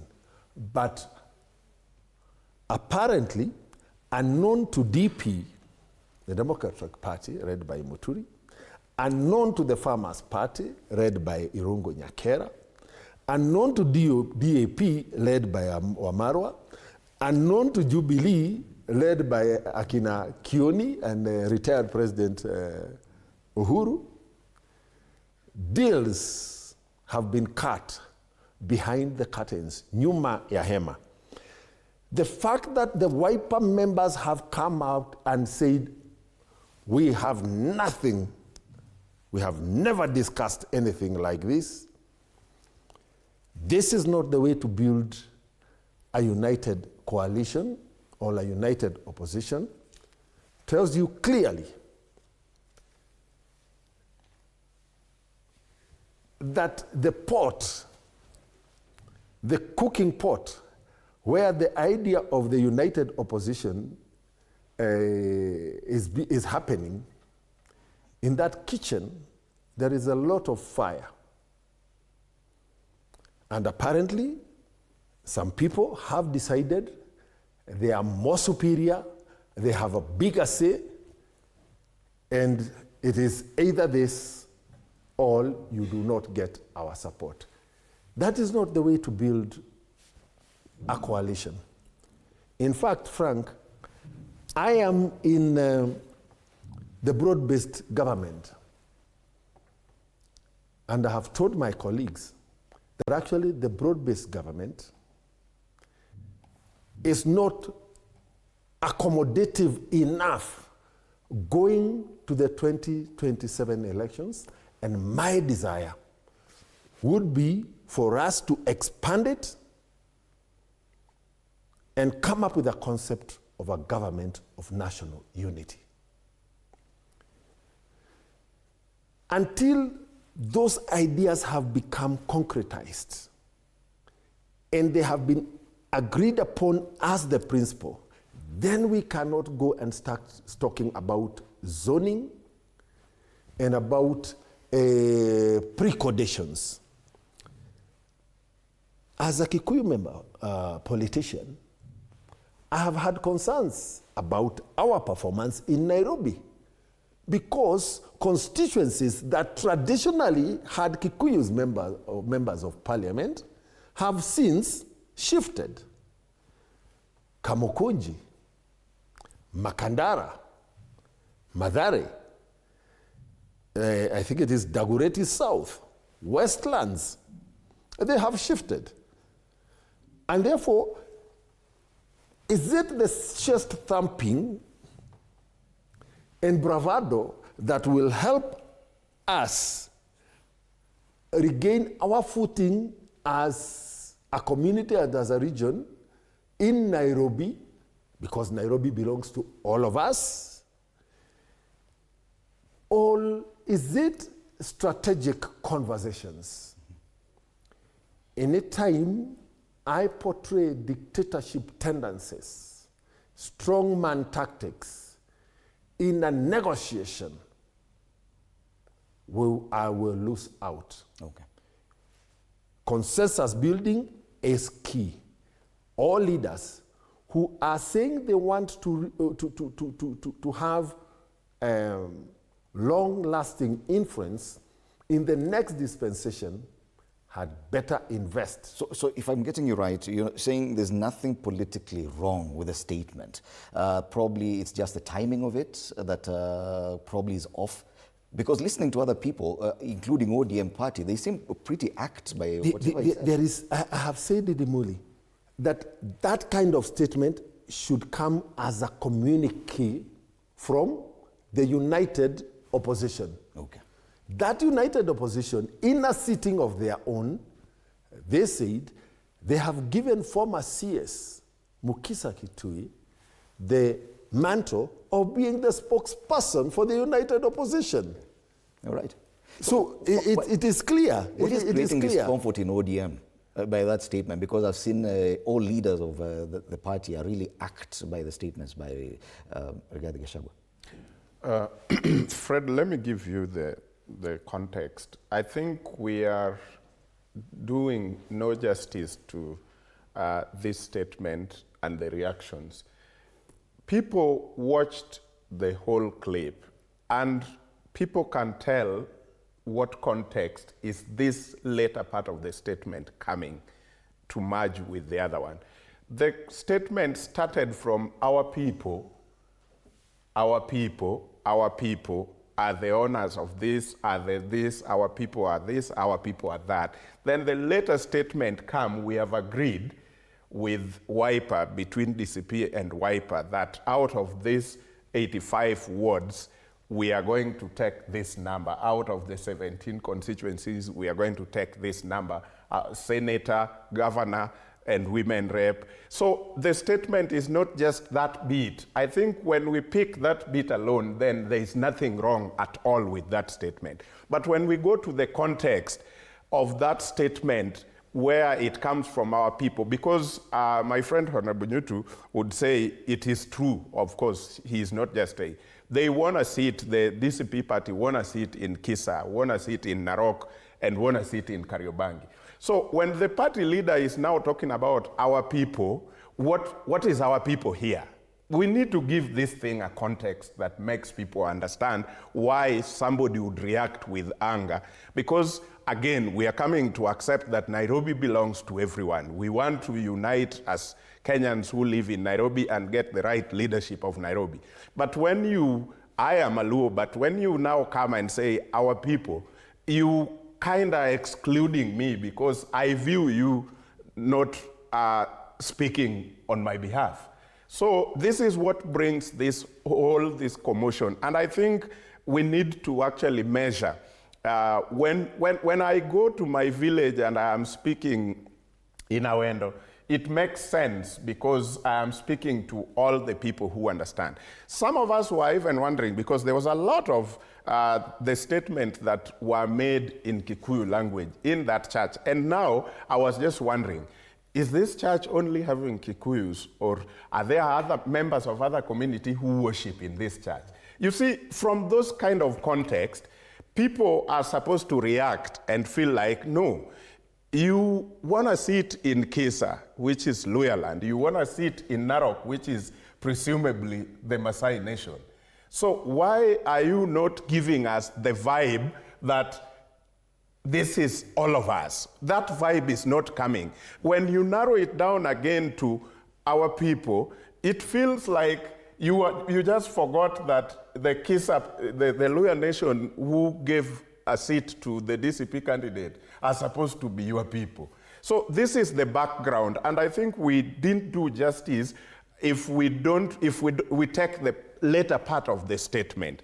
So finally, I think I also agree with the Honorable Nyutu. It is okay for each one of these parties to promote their parties and all that. But in the spirit of building the coalition, maybe this statement came too early, if you ask me, from my perspective. I may be wrong, but from where I stand, maybe it came too early, because it also made Honorable Kalonzo look a bit lost. When Kalonzo is trying to make other people guilty of the statement, his own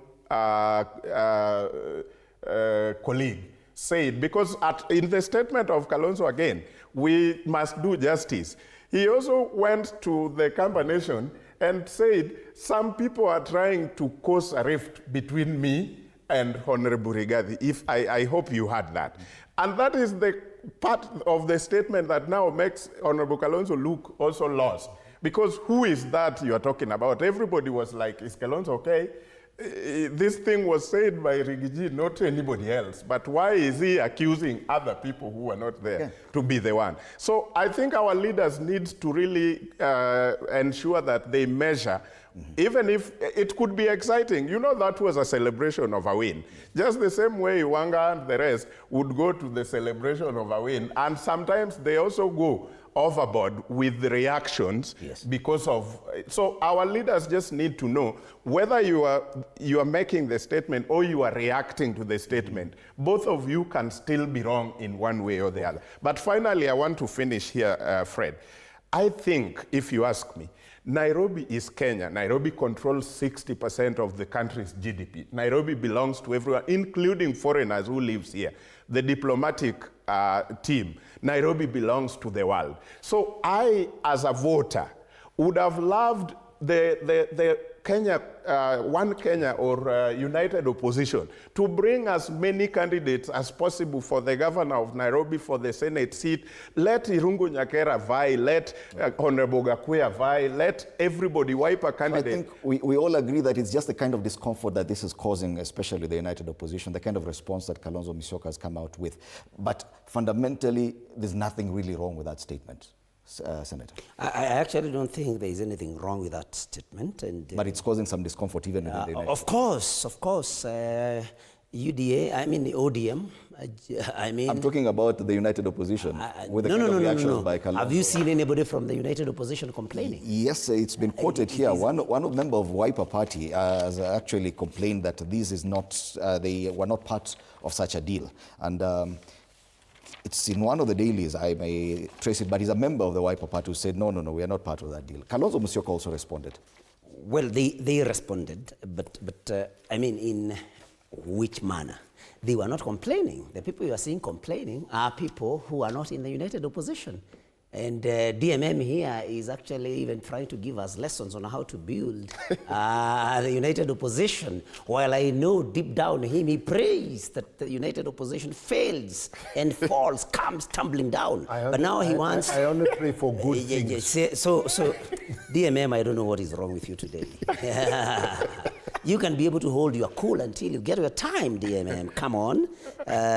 So, I mean, the people who are complaining and saying this is not the way to build a coalition are people who do not wish the United Opposition any good. I mean, so it tells you why the complaints are there. And anyway, Rigathi Gachagua is now getting used to being criticized anytime he says something. You know, I listened to DMM here saying that is the kind of communique. That is the word he used that should come from the spokesperson. I mean, but he wants to defend Gladys Wanga in Nairobi because she is the chair of ODM. Is she the Secretary General? I mean, you know, these double standards are what we are opposed to. But do you agree that the sentiments could be potentially divisive? No. I mean, it's only because, I mean, those that are complaining are not even there. The MP you are saying of Wiper, you are even struggling to remember. No, I found the quote. I found the quote is actually yes, the you do not remember whom he is. Machakos Deputy Governor Francis Mwangangi, and he says that this is premature and potentially divisive. Yes, that's what I'm saying. That is Mwangangi and is my friend. But you see, you even had to refer to the papers to know whom it was that said that, because it was not Kalonzo Musyoka or the spokesperson of the party Wiper that complained. So, and I don't know the context in which the Honorable Mwangangi was saying this. So what I'm saying is the United Opposition is together, and there is no problem with the statement. They know that Rigathi Gachagua was promoting his party. Everybody else is promoting their party, and nobody talks about any other party. And I mean, when you hear President Ruto himself talking about a broad-based government, I mean, mostly he's referring to him and ODM. Have you ever heard anybody like my colleague Aroba being mentioned in this particular broad-based, in spite of being in that particular arrangement with several members of Parliament and actually Senate? So it's, I mean, but people are there, people are on board. They don't have to be mentioned. What Rigathi Gachagua, maybe I believe he was trying to say, was that there is an arrangement that the United Opposition is working with. And it also depends on the audience. But I want to correct my friend Meshach, that when you say our people,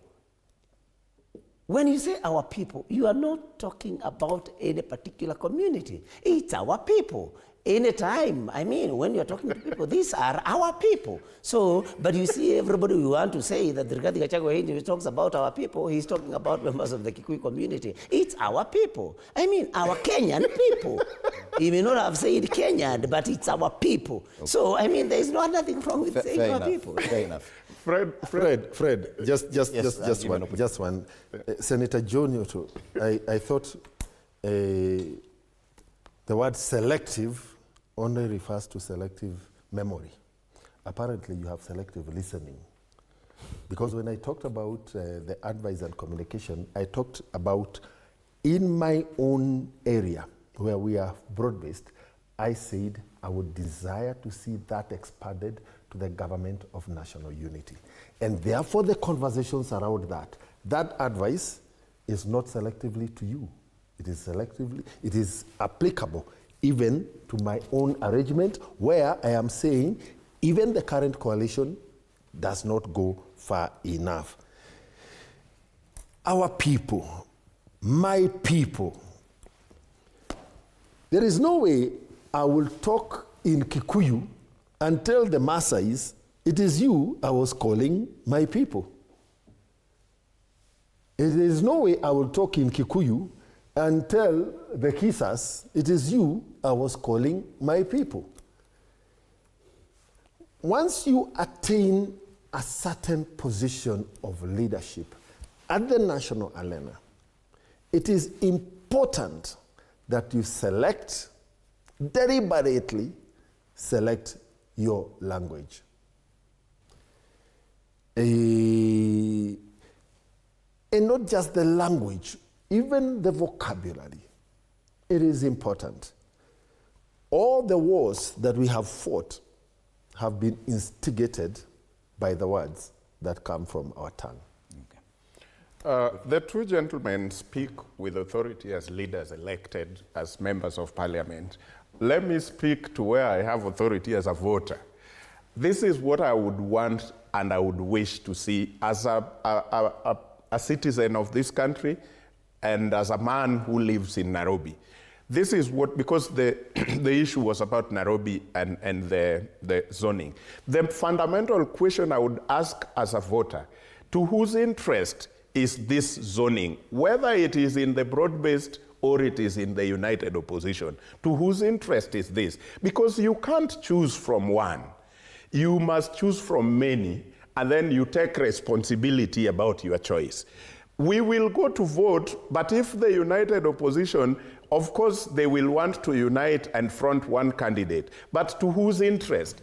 To the interest of the political party, and the broad-based will do exactly the same. But to whose interest? Is it to the interest of the person living in Nairobi who wants good leadership? No, because that will narrow the choice of a voter like me to just two. Either I choose this or I choose this. I don't have many options. So my appeal as a voter and where I have authority would be, if it is united opposition, let Irungu Nyakera run, let Gakuya run, let everybody who wants to run for governor run, and on this other side of the broad-based, let Babu Owino run, let Sifuna run, let Jaokoburu run, let everybody who wants to run. Then as a voter, I have 10 or 20 people to choose from. If I went and choose a wrong leadership, I am not supposed to blame anyone when Nairobi does not work. But if the political class narrows my choice to two, then I can simply say, I didn't have a choice. You only presented me with this and this, but I thought both of them were not even the right people. Okay. I want to appeal to everybody who wants to run. And if it were good, let the united opposition have 4 candidates. Let the broad-based have 5 candidates. All right. And then people will make a choice. Thank you. Okay. So as we come to the end of this conversation, I do want us to consider one more byproduct of the by-elections. And this was a supposed aftermath that had been anticipated by whether any person delivered or failed to deliver in the by-elections, even as we generally consider now the outcome of the elections and whether the united opposition feel that they lost and who won in terms of perception. Now, in as far as the choice of running mate for 2027 for the president, there are statements that had been made that once Professor Kithure Kindiki fails to deliver Mbeere North, then he's out. He delivered. ODM have made a demand that that position of running mate, and I'm not talking about deputy president, I'm talking about running mate come 2027, that they will not go short of that. That party delivered Kasipul. Western Kenya, there's a consideration for Musalia Mudavadi. He also delivered Malava.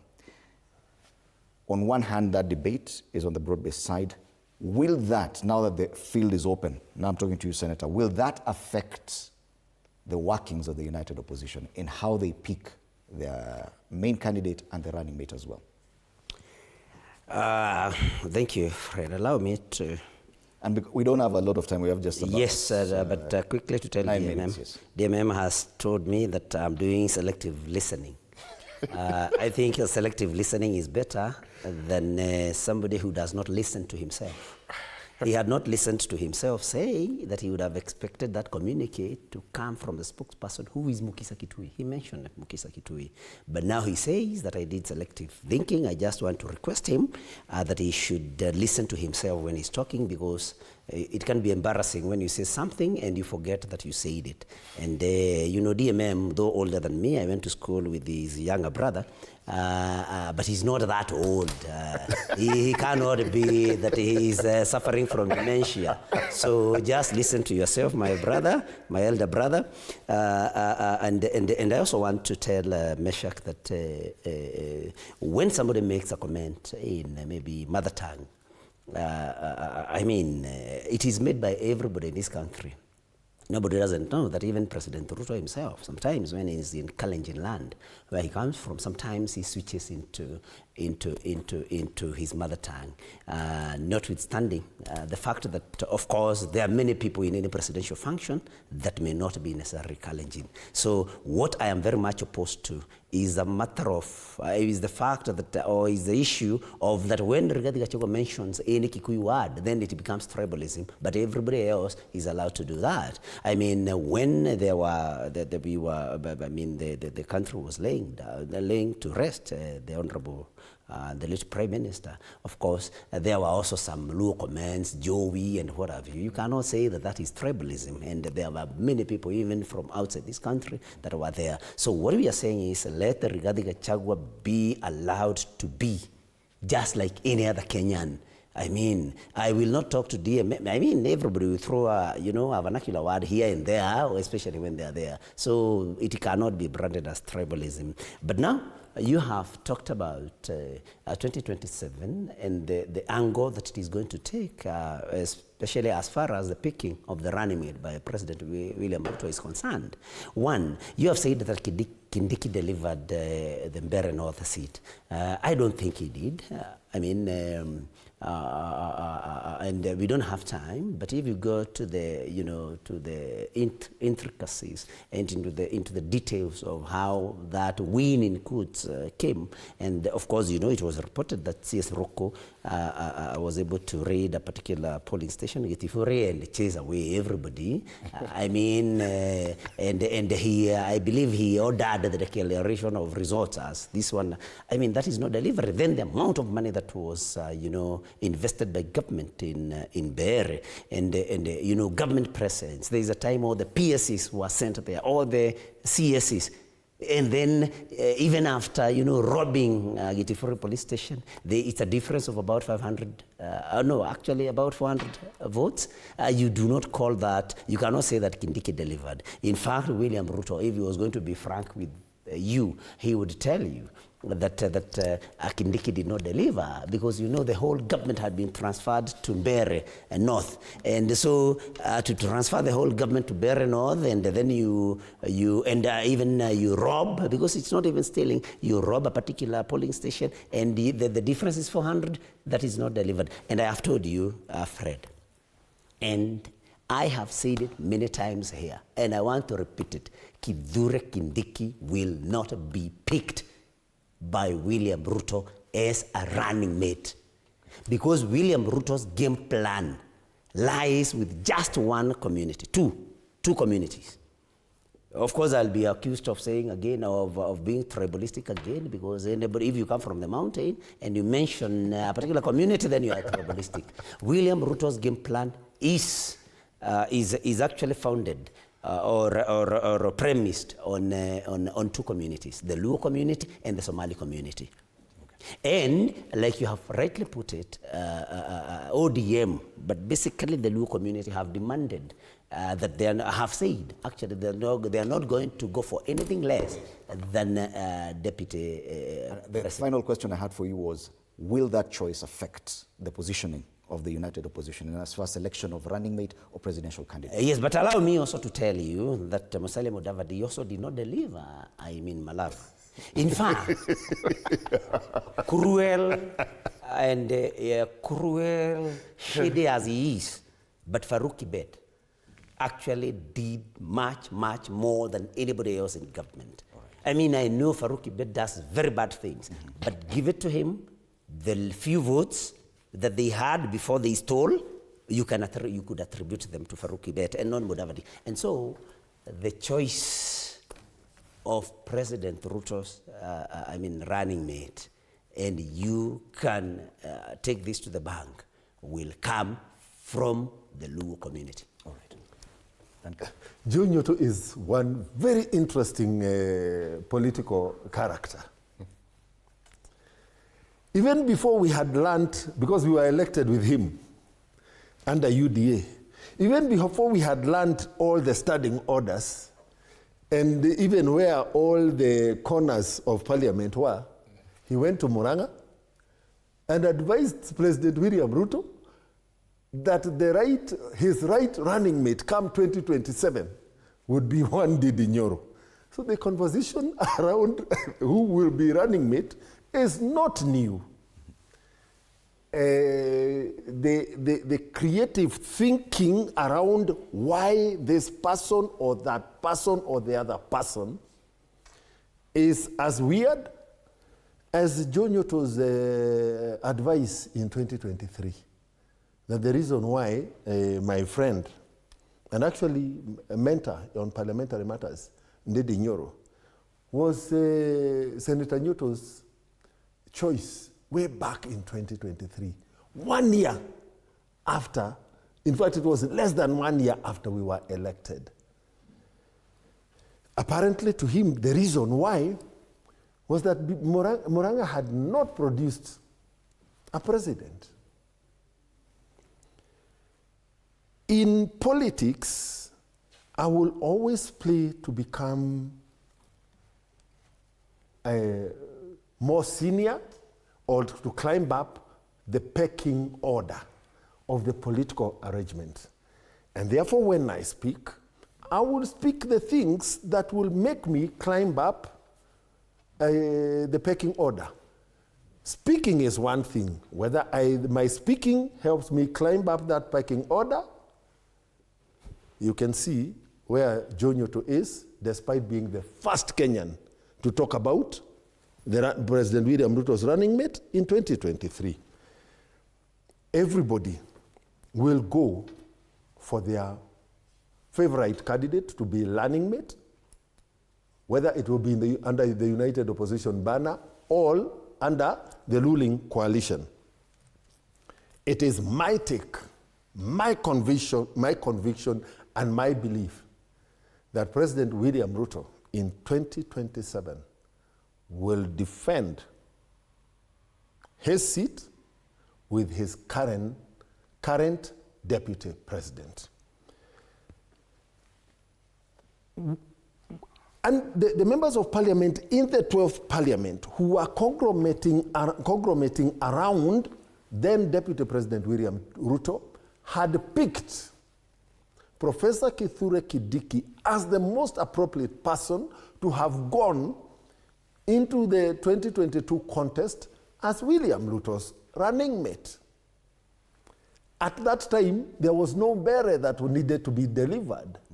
There was no Malava or Kariobangi. The appraisal was based purely on the perception and understanding of the person of Professor Kindiki and his performance as a leader in the Senate and as senator and in other arenas. Professor Kindiki packs superior credentials He is a worthy deputy president. He is a future president material for this country. He's sober, he's calm, he's eloquent, he is focused. I believe President William Ruto will stick with Professor Kidiki. Thank you. Finally, Meshach. Thank you. Those are sentiments from people with authority who are members of parliament. I will still stick to speaking where I have authority as a voter. What is good for us as voters in this country when it comes to broad-based and the arrangement? My personal opinion would be, I don't think if William Ruto picks a running mate based on ethnic, like pick a Luo or pick a Kikuyu or pick a this or that, would so much be helpful to the country. ODM, in the partnership within the broad-based arrangement, have got supporters all over the country. There is a huge chunk of support from the coastal region in the ODM, Maasai Land, Nairobi, Western, and other places. So if you pick a running mate, if you are William Ruto and you pick a running mate in the name of a Luo, you might just miss the other ones because BAMBA is no more who used to galvanize all this and put together in one basket. So you might risk a lot. So I think the arrangement is going to be discussed more than what people have just said. I think for now people can throw in words here and there, like he'll pick a Luo, he'll pick this or that, but I think he's going to discuss it in details. Because yes, you pick a Luo, but is that a guarantee for the Giriama to be part of this broad-based? Yes, you pick a Luo, but is that completely what brings the Maasai on board? So I think he is going to be interested in one united ODM than just one community within ODM fraternity. And this might require him at some point to even consider largely by a majority, by larger extent, retaining the current deputy president and ensuring that ODM gets satisfied in the arrangement, whether it be it in the other positions like the PSS, the CSS, and other government, whatever. Thank you so much. We're Fred, completely please, out of time. Please. It's But, 2 minutes past 8. But I've been accused. Maybe 30 seconds only. Please. At least not please, please, you know, it's important. You know, you asked a question about the running mate in 2027. Yeah. It was not my own thinking. Then the DMM says I'm an interesting politician because I had talked about a running mate in 2027. I talked about it in 2023. I mean, it's unfair to me because I was responding to a question that you asked. But I just want to remind the DMN and the viewers that, you know, I mean, people change their minds depending on times. Paul was Saul. He became Paul when he saw the light. So I saw the light, and now I support Rigathi Gachagua. He cannot portray me as somebody who has no principles. Raila Amolo Odinga the late fought William Ruto so much, Sufuria, protest, but he supported him to death. So DMM cannot be allowed to escape with that. Muranga, Asante, Duncan Maina, MP Nyeri Town, and Meshach Odede, political commentator. Our panelists this morning, thank you so much for your time at TV47. That has been State of the Nation, ladies and gentlemen. A lot more coming up on Morning Cafe after the break. My name is Freddie Ndubile. Good morning.